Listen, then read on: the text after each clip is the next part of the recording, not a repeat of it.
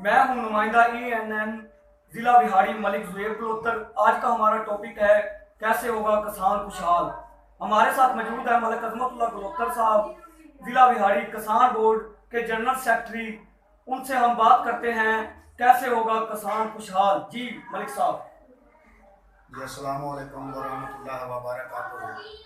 किसान तब खुशहाल होगा जब ज़िला बंदियां ख़त्म की जाएं और गंदम का रेट बढ़ाया जाए। आपने गंदम का रेट 1400 रुपये कर दिया है और गंदम आप खरीदना चाहते हैं। गवर्नमेंट पाकिस्तान आटा माफिया और चीनी माफिया से तंग आ चुकी है।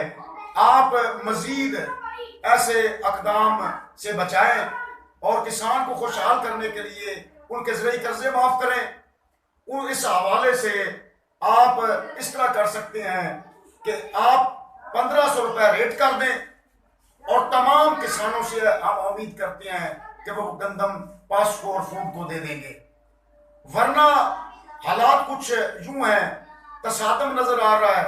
खरीदार तो व्यापारी है और व्यापारी ग्राहक है पास्को और फूड्स का। आम किसान को उनके हाथों से हमेशा लुटता है।